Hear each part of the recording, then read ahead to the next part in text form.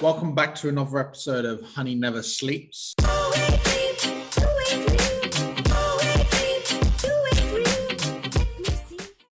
Today I'm joined by Patrick. Patrick, who's in charge over at Apply Chat. Patrick, why don't you tell us a little bit about yourself and introduce Oh, yourself? sure. Thank you. Yeah, my name is Patrick Teely. My title at Apply Chat Healthcare is Chief Operating Officer, and I'll explain a little bit more how my role has evolved over time. I'm a Canadian coming from the prairies. Manitoba and Saskatchewan are the provinces I come from on the prairies of Canada. And I've been living in Mexico now for the past 4 years and 51 years old, which I think is important context in relation to the story I'm going to tell about how I found myself, my career path to getting into the sales world. Yeah. Well, before you do that, the prairies, just to make sure, in Canada, I imagine there's a lot of like open space, wildlife, like beautiful place to grow up as a kid, right? Absolutely. I grew up on a farm and always lived in, areas where not big population and lots of open space for sure. Yeah, that's the dream now. I think everybody wants to get away from people. Right, that's true. So yeah, tell us a little bit about Apply Chat and what you're doing there. Sure. So Apply Chat is a recruitment process outsourcing company, and we work in healthcare. So we help healthcare organizations, hospitals, seniors living organizations, home care organizations in the US and Canada. We help them to find nurses. And it's a very interesting time in healthcare in terms of nurse recruitment because there's a massive nurse shortage worldwide. And in North America, they're really feeling it strongly in the US and Canada. And so it's a really interesting time to be in that and working with healthcare organizations to help them address that urgent need. So we have a tool, method where we're able to reach out to nurses on the internet and get them interested in working in a new organization. And our specialty is to talk to passive nurse candidates. So the nurses who aren't necessarily looking for a job today, but might be willing to consider a new job if we can get in front of them.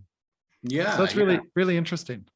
Yeah, it really is. And I imagine at this time of, people are probably a bit hesitant to move, and the global system of, politics and health and COVID and family, it's all probably made a big impact on some of your customers. So going off of passive is definitely a nice increase of candidates. So I've been reading about you and learning a little bit about you more as we've been talking, and I know you've worn many hats.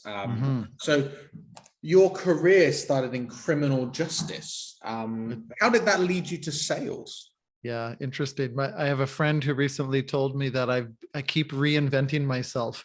I did. I was in the criminal justice system in Canada for my entire career, actually, coming right out of university. I started working in victim services, working in the front line supporting victims of crime. And then I moved into government and working in the Justice Department in the province of Saskatchewan, and started to, again, still in victim services, but working with organizations, nonprofit organizations and police organizations who were supporting victims of crime.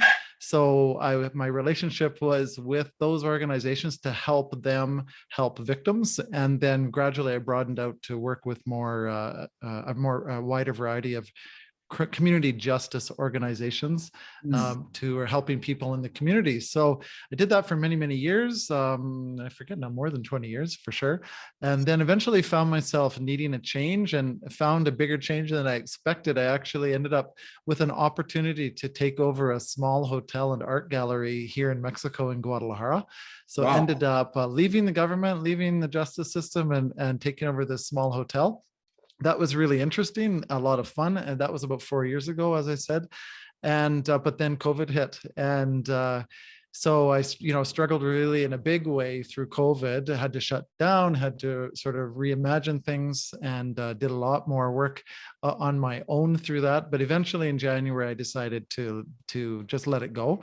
10 months of fighting through COVID was enough for me. So finally ended up letting it go. Since I moved to Mexico, I actually was also doing a little bit of contract work on the side, some writing, some policy work now and then. And I was starting to gear that up. And I had met Adam, our president of ApplyChat, Adam Chambers. I'd met him actually here in Guadalajara by coincidence. He was looking for some help with some writing work. I started working with him about a year and a half ago now.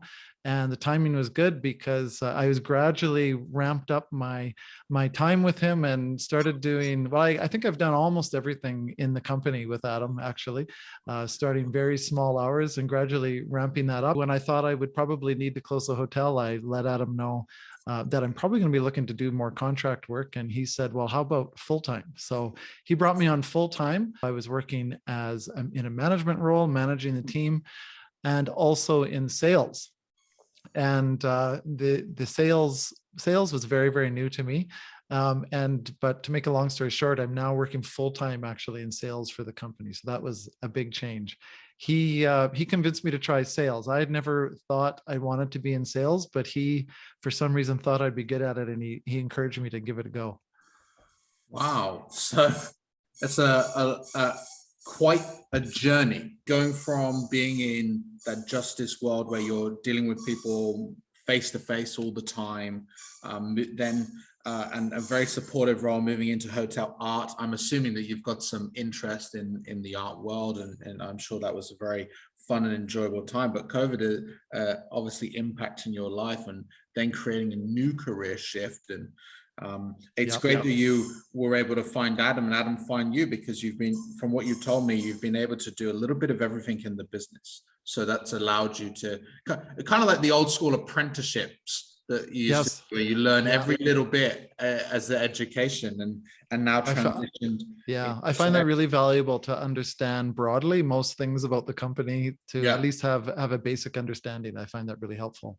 Yeah, definitely. And you can talk about anything and everything to do with the business, no matter what. And I think that's really crucial.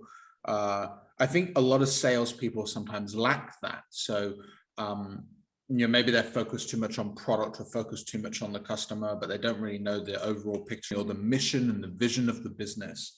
And so you've gone through a big transition, over the last 4 years. How did you adapt to that changing career and that shift into that sales mindset? Yeah, well, like I said, the sales was very new to me. Adam, luckily, is very patient, and as I say, for some reason, he thought I would be good at it. I tried to convince him that no, I would hate it. No, I would not be good at it. But he convinced me I should give it a try, and he was willing to be patient and let me grow into it. So I really did have to come into it with the attitude that it's a learning experience. And I told Adam, well, if you're willing to let me give it a try, and if it's a disaster, we'll move on to something else. But I told myself, okay, this is something I can push myself. I can learn something new that I thought I wouldn't want to do. Why not give it a try? So I had to come into it with that attitude. So I really did try and listen to Adam. Had lots of good advice and gave me some templates and in terms of the process to follow. And try and learn that and try and make it my own. And also, I really had to make sure I understood the product and the industry and figure out how we fit into that. And then turn that into how we can help the people that I was talking to, the people that I'm trying to sell that to. So I'm talking with, as I say, hospitals or other healthcare organizations that need nurses, and offering them a service to help them meet that need. So I looked at it as, how can we help them, and how can I bring the product to them? Yeah, it's great that you just had that attitude. Let's just give it a try. Because I think a lot of people, I guess sometimes they don't give it enough of a chance, whether it be sales, marketing, whatever role they go to. I've noticed that people's attention spans for things have been a little bit shorter these days. And it's important to try things. I've always lived by you got to try something at least once. Mm. Not That's- everything. That's But as probably a much- good that's probably a good approach. I'm probably the opposite in some ways. I like to be really comfortable. That's why I was in the criminal justice system for over 20 years probably, but life pushed me in different directions that it maybe opened me up to think a little more broadly. Yeah. So and it's worked out. And how you kind of explained how you shifted in, like getting, first obviously seeking advice. And I think any salesperson listening to this today, advice is always needed and wanted, and you should reach out. I mean, there's lots of ways you can, there's podcasts you can listen to, there's network groups you can follow on LinkedIn. There's also, business influencers, and just soaking knowledge, and also, of course, working with your counterparts who have had success with your persona. And it's really good that you really seeked that. And of course, the process, we need to be able to understand the steps that we have to take to succeed. And if you're going in and just going, well, I'm just going to make calls, I'm just going to do emails, like you're not really going to understand how to close and how to take the lead through your sales process and funnel. But it's also good that you mentioned that you adapted it a little to yourself, to your style, bringing your own element to it. And I think that's also key. As long as the core of the process is there, you can make it your own, because then it becomes natural. It doesn't feel, how do we put it? Well, it doesn't feel scripted. It doesn't feel restricted. It flows out of you far easier. One of my big hesitations at the beginning was that I didn't want to sound like when I'm talking to people that I'm just following a script, or that it's cold. I wanted to people to feel comfortable, and I wanted me to feel comfortable. And so finding that groove was what it was important for me. Yeah, definitely. You don't want to be a robot. That's right. I think anyone here who is using a script, scripts are great. They help, they do. And there's a reason why scripts are there, but you should never have it in front of you. If you know your script, you can then speak from you. And it may be the words that have been written down for you, but at least then it's coming out of you, and you'll change words here and there, so it's more natural to how you sound. And that's where you adapt. And if you can do that natural adaptation, it's kind of like learning lines. You may not get every line correct, but it will come out more naturally for you. So scripts are good, but we can't sound scripted. We can't be a robot. I like that within your role, there's some passion there, right? That you're able to help people. And that, I think, leads straight back to your last role, where you were helping people who had been victims of some kind of crime or what have you. And now, instead of helping victims, you're helping an organization find people who will help people in hospital who need care. And you're also helping individuals who may be thinking about moving to the US, right? From the Philippines is probably the number one nursing market. We're actually recruiting within the country. We're only recruiting domestically in the US and Canada, but even that, there's people that need a change, and they're looking for something new. They're looking to try a new location, a new organization, and it's great to be able to support them. So you're right. Yeah, finding the meaning in that was really important to me. The meaning in terms of helping the nurses find roles, but really also helping the folks in the healthcare industry to help their patients. That's really valuable to me. Yeah, I think with meaning and purpose in life is something that I think Buddha said, that your purpose in life is to find your purpose. And I think having some meaning and purpose behind what you do just makes it far easier to accomplish. My purpose in sales has shifted. When I was a young man, just getting started, I still am a young man, but when I was just getting started, all I cared about was my commission. I just wanted to make money. Right. Hearty. That was my purpose. But now my purpose is very different. Now I have employees, and I want to offer more jobs for them and allow them to grow, and also help my customers grow and hire people. I'm trying to become a catalyst for growth across my customers and employees. And so that's a great purpose for me, and that's what really drives me in my sales. And I think anyone who's starting in a sales career should sort of see how they can emulate you, Patrick, because you've taken that your love of helping and supporting into this role of sales, and it's enabling you to succeed. And I think that's really, really powerful. So when you're talking to customers and you're talking to prospects, obviously you want to have conversations with them, you want to get them moving. If you were to share, I guess your 3 questions that you ask a prospect that really gets them to open up, gets them talking to you, what would those might be? I think I probably start most of the conversations with just asking them what they need. What are their challenges? What are the problems that they're trying to address? Basically, why are they on the call with me today? Why did they reach out to me?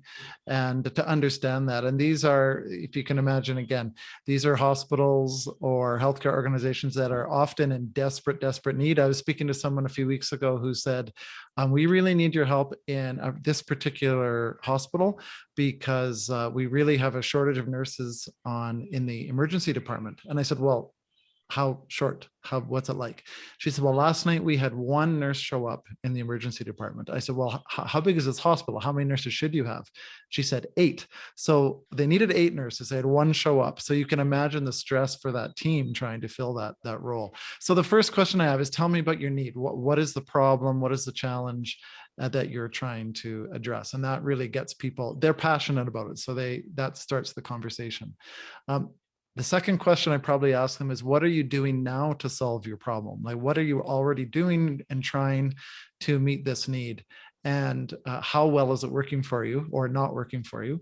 Most often they tell me that they're doing lots of different things and all of them are working to some extent, but the need is just so great that they need to do something else. They're doing almost everything they can do, but they're open to trying something new, which is again why they're on the call with me. And then related to that, my question is, well, what are the gaps? What's missing? How big is the problem that you're not able to fill? And that leads into the conversation about how we can fill the gap for them. Yeah, I think sometimes, because obviously when someone contacts you, you can be like, okay, so what do you need?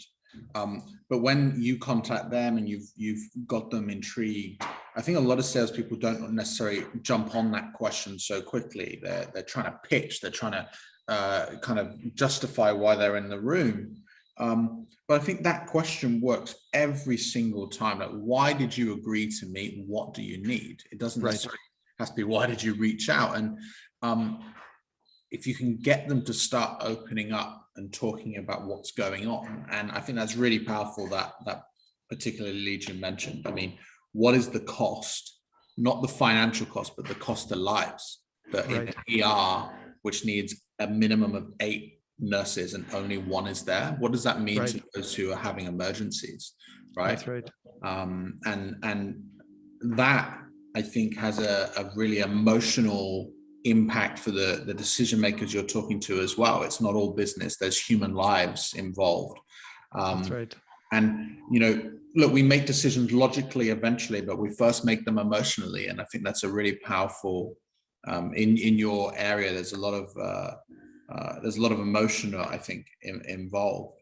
And a lot of your questions remind me a little bit of the Sandler sales technique and his funnel, which is, you're asking a question that is opening people up. Like, what are you trying? Is it working? Are you happy with it? Have you given up on trying? How much do you think this cost you? How do you feel about that? Like, asking these kinds of questions to get people to really open up. I think that's, if you're a salesperson and you're just saying, we're great, we do this, we do that, and you're not spending your first time talking to your prospect in a mutual discovery where you're uncovering, that you're sharing, I think you're doing it wrong. So obviously you're getting these questions, and then you're discovering some information, then you're going through and sharing a little bit about what you do. I imagine you're getting objections. I mean, we all do, right? The latest objection I hear is December's a slow month. Let's start next year, which is right. All right. Yep, me too. So, okay, I think everybody's getting that. So how would you approach that specific objection, or how do you approach objections in general? In general, I try to bring back to reminding people about why we're different than what they're already doing, and maybe different than what they've experienced before. So, I mean, sometimes we hear people say, I worked with someone before and they promised this, but then this happened. So it's a reminder that we're different and why we're different. And a lot of it comes back to showing our results, right? We have great results to share. And if we can pull them back to looking at the results and seeing how it's worked for other organizations similar, that's really very, very powerful. And again, reminding people why they're talking to me today is because they said they needed to try something different. They have a big need and they need to do something now, not later, not in January or February, but they need to start something now. So for example, with the Christmas season coming up, and the slow period coming up, we can do some planning for some of our campaigns that take longer to plan. We can begin that. We can begin the sourcing over the Christmas season when people are not at work and they have more leisure time to be on the internet, which is where we find them. And we still have time before Christmas to be building and doing some activities before. So we explore with them what their timelines are and what our different services are that maybe we can fit in before, after, and during as well. The other thing I've been hearing lately is, well, it's the end of the budget year. We're out of money now. So maybe we'll think about this for 2022. So one of the things I've been offering is, well, first of all, let's look at the value of what we have to offer you. And second of all, how can I help you build the case for that budget submission for 2022? And I come to that with my government background and lots of budget submissions over the years. So I have some idea of what that's involved. And for a lot of people, especially the talent acquisition people I'm talking to, they're not really, that's not their first interest. So it's something that I can offer to help them. Like, what more information do you need? Can I pitch this in a different way or describe this in a different way to help you make the sales pitch, so to speak, internally in your organization, because they're having to go and make a pitch for the dollars to do this. So if I can help them and support them to do that, that's another something of value that I can offer them. Yeah, I have a similar objection handle for that way into the new year, Christmas slowdown. It's kind of about that nurture build up, because if you start now, you're going to see more results in January. But if you start in January, you're probably not going to see results till the end of February. Right. And that's mainly because now people are planning, but January, our plan is in action. So we're already set. We've already got our plan in motion. We want to see how that plays out before we talk about something new. And so you have to start talking now. And that's kind of one of the ways I've handled that objection. And it is true. There's also truth to the slowdown of Christmas. So I can understand, or the holidays, and I can understand there is I guess a fear that they're just spending money and not going to see anything at the beginning. But equally, with these larger organizations, like you said, building that business case, helping them have the ammunition and essentially turning them into influencers for you, right? Because there's going to be lots of hidden decision makers that you're never going to speak to.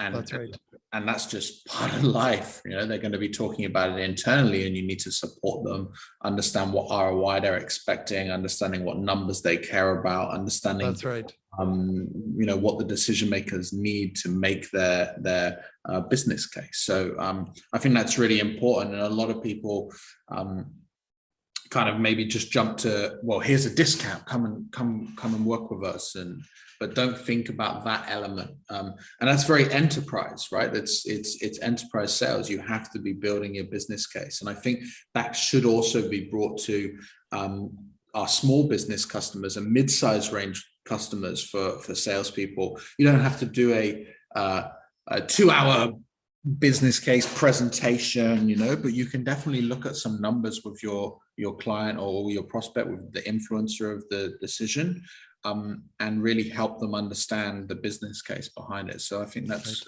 really good advice. What skills do you think you've needed to excel in your role, and maybe even some that have come from your last career that have transitioned really nicely? Sure. Well, I think first of all, as I mentioned, I have to know the product, right? I have to know what we're offering and how it works. And then linked to that is I have to know the industry. And I didn't come into this knowing a lot about healthcare. I knew a little bit then about nurse recruitment and talent acquisition in healthcare. So I've had to learn about all of that, and I continue to learn as I go through and as I work with our partners and our new clients that we're bringing on. So that's important, knowing the product and the industry. And then in general, I find it's just really critical to be able to engage with people and be able to listen to them, to learn from them, and understand their challenges and what they need. And people need to feel that. It's not just a matter of learning for my benefit, but they need to feel that I'm interested and that I'm learning. And then some of that comes back to my next point, is having some empathy. We have to have empathy for the people we're trying to sell to, their situation, what their challenges are, and also for the end goal of, again, helping the nurses and helping the patients on the front line. So empathy in general, I think that goes a long way in everything we do, and certainly helps in sales to have someone that we can build a relationship with, right? People want to be able to have a relationship and build a relationship. And that's something I think I brought with me from my previous roles. So the frontline work with victims of crime, but also the work with community organizations in terms of understanding their challenges, building relationships with them, and then really having a collaborative partnership with them in order to help them to meet the needs of people on the ground, right? People in the front line. So building relationships, having relationships, I found that to be really useful in this role in sales. And I did bring that with me from my previous role. And again, the ability to learn and about people and the organizations and how to help them. And I also, I think I brought with me, I referenced it before, knowing how government works, knowing how public finance works, and then knowing how budgeting and organizations overall work, some of the decision-making processes. That's been really useful to bring with me to this role as well. Yeah, I mean, super useful. It's complex and time consuming, and if you can understand it, you can bear with it, because it's slow and tedious. But that's right. Of course, empathy, I really agree with. But one thing that I was really happy to hear, your first, other than knowing the part of the industry, recruitment, listening, really listening, not just hearing a word and being ready to answer with your pitch or your objection hand or whatever it is, but actually really listening and then empathizing with what they're saying and learning about what they're doing. I think that's really crucial. There's a lot of talk about what makes a good salesperson, an introvert or an extrovert lately. It's just one of those buzzy conversations that people like to have on social media. And I'm always leaning now to the introverted salesperson, because they're better at listening. They're better at sitting there and taking it all in and potentially asking some related questions. And I'm not saying that you're an introvert, although maybe you could tell us, so you're an introvert or an extrovert? I definitely am an introvert. Okay. I definitely am. And I think I think I had probably a stereotypical idea about that as an introvert, I couldn't be going out there and pushing people to buy something. Yeah. But of course, now I understand that that's not what people need, right? They really do need someone to listen. So yeah, I think introverts are good at that, and introverts can make really good leaders and I guess salespeople as well. Absolutely. And I hope any introverts out there who are like, I can't do sales, I'm not pushy enough, I'm not aggressive enough, or I'm not able to stand up and talk or what have you. Sales has changed, and a big part of our Beacor, our mission is really to change that perception of salespeople. I want people to look at them as pushy and smelling their commission on every conversation. It's more about value and caring and supporting your customers through a journey of transition. Because sometimes people have a problem and they don't know have a clue how to solve it. And that's where we come in, like you were talking about with that prospect who one nurse when they needed 8 and they're trying to solve it, but they don't know how. Like they're lost and there's a lot of pain, and we're helping people. And that's what's really key about sales now, at least in my opinion. And of course, you've not just had a transition in career, in culture by moving to a completely different world to Canada right. in Mexico, but also frontline, a lot of face to face, and now we're all remote. So how's that transition? Certainly as a salesperson, because from my experience growing up in sales, because I learned in an office with an environment with a buzz, where people are on the phone and it kind of motivates you to get on the phone, or people get a sale, they ring the bell, it creates that buzz, whereas you've been doing it more remotely. So I'd love to understand how that's been, and how whether you've enjoyed it, not enjoyed it, how's remote been for you? Yeah, interesting. What you just described reminds me that of my path to sales is very different than probably many, or if not most, sales people. I didn't come out of school going into sales. I took a very different path. So I didn't have all the experience you described. I've never worked in that experience.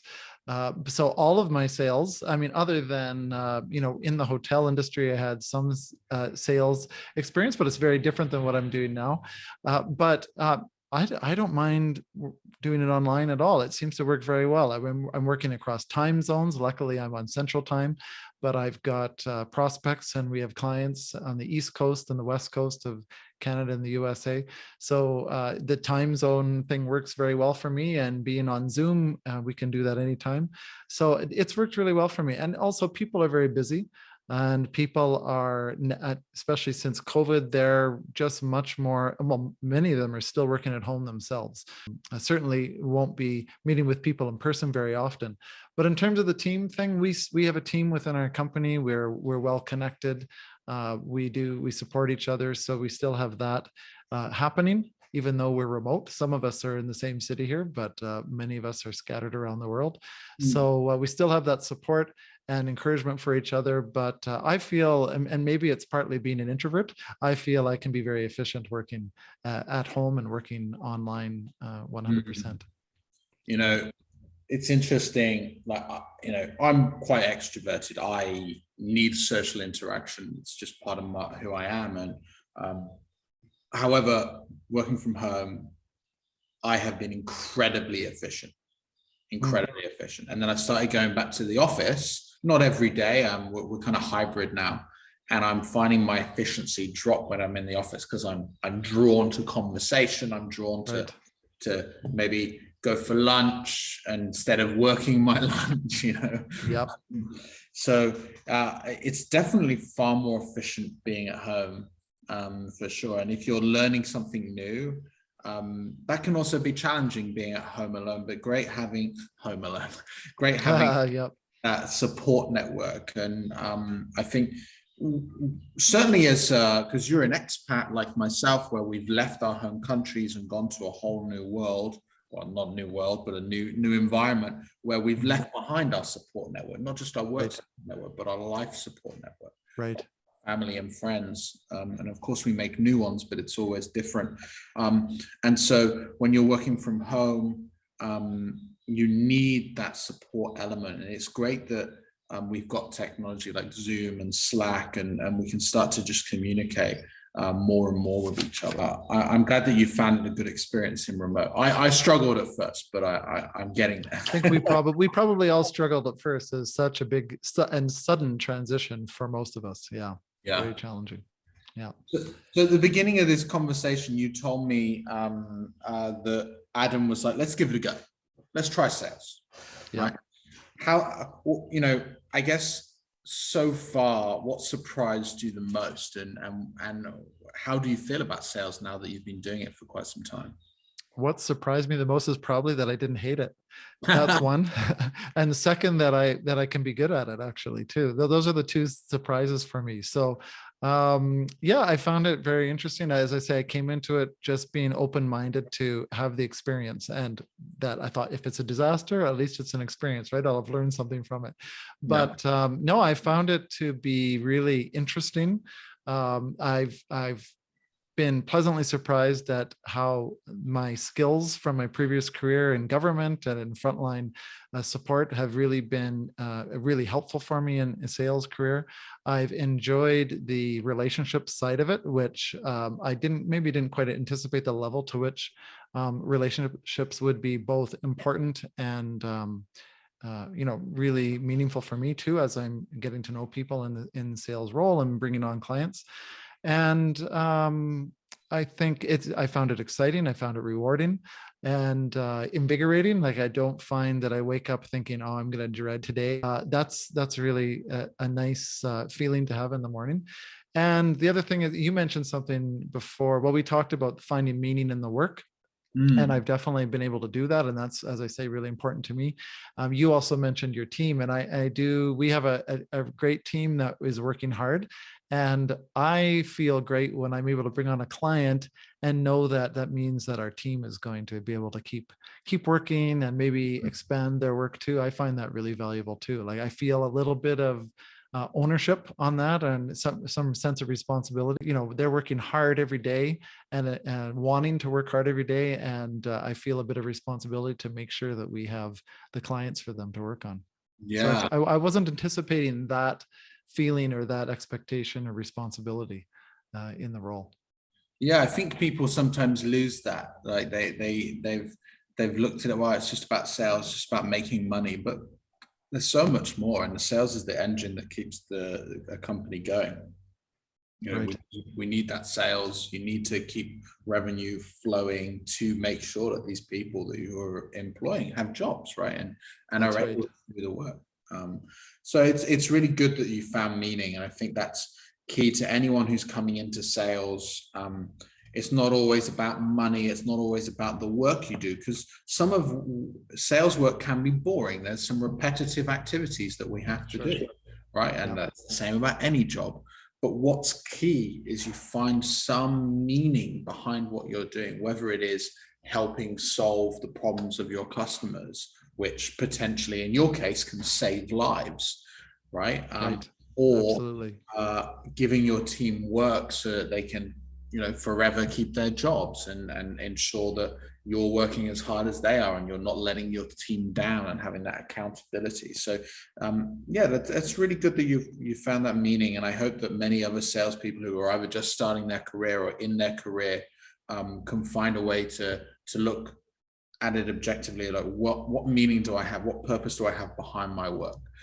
And also, sometimes it doesn't have to be the same as the meaning you found or the meaning I found. It could be something to do with your own family as well. Like, I know that if I do well here, I can give my child what they want, or it can also be something a little bit more personal. So I think everybody who's doing sales, find that meaning behind what your work is. I think that's a really good place to start for everybody. And as you say, it's going to be different for everyone, and it should be different from anyone for everyone, because it is such an individual, personal thing. Absolutely, it's very personal. Well, Patrick, it's been an absolute pleasure to talk with you today and kind of enjoy learning about your journey from the prairies in Canada to the higher altitude of I can't pronounce it. Can you Guadalajara. Guadalajara. Thank you. Yeah, you're welcome. It's and that big career shift. There's actually a book I read called Career Shift, which I found really interesting. But it's really wonderful to see that and see people change, and we're all capable of adapting and changing to new things. It's really exciting that you've done it, and you've not exactly done it at 20. You're not done it at thank you. Or 30. You've done it in a more senior part of life, and it shows that anyone can change. I think Dell was founded by a 50-year-old, right? There people can do anything at any point in their life, and I think that's a wonderful lesson for everybody. So before we go, how can people reach out to you if they want to talk to you about their nursing requirements or just chatting about sales and growing? Sure. Yeah, you can find me on LinkedIn. They should be able to see my name on the screen, right? It's Patrick. My middle initial is L. Thiele, Thiele. So Patrick L. Thiele on LinkedIn. and our company is AppliChat Healthcare. So you can search out AppliChat, APPLICHAT, healthcare, and find me there through LinkedIn or on our website as well. Wonderful, wonderful. Well, it's been a pleasure, Patrick. Thank you very much for your time, and we'll talk again soon. Yes, thank you for having me. Cheers. Take care. Bye-bye.